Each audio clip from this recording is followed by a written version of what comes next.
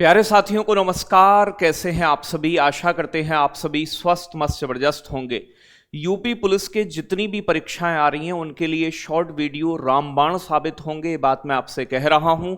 और 10 मिनट की इन वीडियोस को आपको जरूर देखना है। आज मैं बहुत इंपॉर्टेंट टॉपिक मानव अधिकार से संबंधित संधियां, उनमें भारत कब शामिल हुआ, ये सारी चीजों को बताने वाला हूं, तो वीडियो को अंत तक जरूर देखिएगा। सबसे पहले बात करते हैं मानव अधिकारों के लिए। सबसे पहले एक प्यारे बच्चों महासभा द्वारा एक डॉक्यूमेंट अपनाया गया जिसे हम बोलते हैं यूडीएचआर। ये कोई संधि नहीं है, ये एक प्यारे बच्चों पूरा डॉक्यूमेंट था, एक दस्तावेज थे जिन्हें मानव अधिकारों की सार्वभौमिक घोषणा कहते हैं। आपने सुना होगा कि 10 दिसंबर 1948 में इन्हें महासभा द्वारा अपनाया गया था। ठीक है जी, तो इसमें याद रखना है 10 दिसंबर 1948 में यूडीएचआर अपनाया गया, बिल्कुल याद हो जाएगा। फिर 1948 के अंदर ये संधि है, ये नरसंहार की संधि बोलते हैं बेटा इसे, जेनोसाइड। यानी कि जब बड़े लेवल पर आप मास किलिंग करते हैं, धर्म के नाम पर, जाति के नाम पर, नस्ल के नाम पर लोगों को मारते हैं, तो वो नरसंहार होता है। जर्मन नाजी के बारे में आपने सुना होगा, वहीं से शब्द आया है नरसंहार शब्द जो है। तो नरसंहार वाली संधि पर, जेनोसाइड में भारत कब शामिल हुआ? भारत, तो याद रखिएगा भारत इसमें शामिल होता है कब? पेपर में पूछा जाए 1959 में। तो ये दो बातें पूछी जाती हैं, दुनिया में कब हुई? 1948 में। भारत इसमें शामिल होता है 1959 में। प्यारे बच्चों फिर बात करते हैं 1951 में शरणार्थियों की स्थिति से संबंधित संधि हुई थी, कन्वेंशन हुआ था। शरणार्थियों की संधि, शरणार्थी बोलते हैं रेफ्यूजी। एक देश में युद्ध चल रहा है, दिक्कत आ रही है, तो वहां के लोग दूसरे देश में शिफ्ट हो जाते हैं, चले जाते हैं, तो शरणार्थियों को भाई आने देना चाहिए। हालांकि भारत में रोहिंग्या मुस्लिम है, बांग्लादेश के शरणार्थी, बहुत सारे शरणार्थी रहते हैं, लेकिन भारत इसे भेदभावपूर्ण मानता है, तो भारत ने इस संधि को नहीं अपनाया है। तो भारत ने बेटा नहीं अपनाया, मतलब भारत इसमें शामिल नहीं है। ठीक है, हमने जेनोसाइड वाली पर साइन किए हुए हैं, हम इसमें शामिल हैं। प्यारे बच्चों नेक्स्ट आती है आपका, ये आपकी जो रेसिकल होता है नस्लीय भेदभाव, international convention of elimination of all forms of racial discrimination. तो रेसिकल वाली कब शामिल हुई कि आप प्यारे बच्चों नस्ल के आधार पर किसी भी प्रकार का भेदभाव नहीं करेंगे। 1965 में इसे महासभा ने अपनाया था, रेसिकल वाली को। और प्यारे बच्चों भारत कब इसमें शामिल हुआ? तो भारत इसमें 1968 में शामिल होता है। 1968, देखो ये 5-6 हैं, बहुत ज्यादा नहीं है, लेकिन हर बार एसआई का पेपर हो, कांस्टेबल का पेपर हो, एक प्रश्न जरूर आता है। आगे बात करें बेटा, नेक्स्ट है आपका international convention on civil and political right, मतलब नागरिक और राजनीतिक अधिकार लोगों को मिलने चाहिए, इसके ऊपर संधि हुई। और इसी साल international convent on economic social and cultural rights, यानी कि आपके आर्थिक, सामाजिक और सांस्कृतिक अधिकारों को अपनाया गया महासभा द्वारा।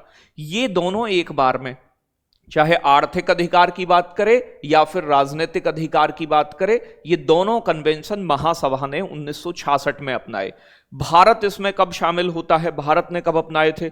तो दोनों को ही 1979 में भारत ने अपनाया था। इन दोनों में भारत कब शामिल हुआ? तो भारत ने इन्हें 1979 में अपनाया। ये बात याद रखनी है, बड़ा इंपॉर्टेंट मामला है, भारत का भी पूछ लेता है। अब जो आएंगी वो और भी इंपॉर्टेंट है। देखो भाई, वेरी इंपॉर्टेंट, सबसे ज्यादा पूछा जाता है, महिलाओं के खिलाफ जो किसी भी प्रकार का भेदभाव होता है, convention on the elimination of all forms of discrimination against women. तो महिलाओं के खिलाफ संधि, CEDAW फुल फॉर्म भी पूछ लेता है, याद रखिएगा। तो महिलाओं के खिलाफ किसी भी प्रकार का भेदभाव, इसके 10 साल बाद बच्चों वाली को अपनाया।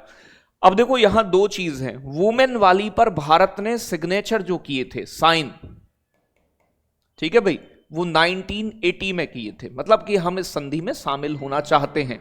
लेकिन जब हम शामिल हो गए वो अलग मुद्दा है, लेकिन अपने देश में हमने महिलाओं के लिए जो कानून बनाया वो 1993 में बनाया। तो भारत ने इस संधि में हस्ताक्षर तो 1980 में कर दिए थे, लेकिन इसकी पुष्टि मतलब अपने देश में कानून कब बनाया? 1993 में। तो दोनों बातें पूछी जाती हैं कि महिलाओं की संधि की अभिपुष्टि कब की भारत ने? 1993 में, साइन 1980 में, महासभा ने 1979 में से अपनाया। फिर आती है प्यारे बच्चों 1984 की, यानी कि प्यारे बच्चों टर्टर, ये होता है यातना। किसी को यातना दी जाती है ना, आप क्रूर व्यवहार करें, कोई सैनिक पकड़ लिया उसको आप नखून निकाल दे रहे हैं, तो किसी भी प्रकार की किसी व्यक्ति को यातना ना दी जाए, चाहे वो बंदिश में रहे कैसे, इस पर रोक लगाती है यातनाओं के खिलाफ। ठीक है भाई, तो यातना वाली संधि जो है प्यारे बच्चों भारत ने इस पर साइन किए, ये 1984 में महासभा ने अपनाई, भारत ने इस पर केवल साइन किए हैं। साइन कब किए हैं बेटा? तो साइन किए हैं इस पर 1997 में, 1997 में। क्या भारत इसकी पुष्टि कर चुका है? पुष्टि का मतलब अपने देश में कानून भारत ने इस पर नहीं बनाया है, यातना पर कोई भी, केवल हस्ताक्षर किए हैं, सिग्नेचर किए हैं। जी सर। फिर आती है प्यारे बच्चों बहुत इंपॉर्टेंट, देखो महिलाओं वाली की 10 साल बाद 1979, 1989, बच्चों वाली बहुत इंपॉर्टेंट है, convention on the rights of the child, CRC, बच्चों के राइट्स की संधि। तो ये 1989 में हुई, और भारत ने प्यारे बच्चों इसकी पुष्टि कब की थी? भारत ने अपने देश में इसका कानून कब बनाया?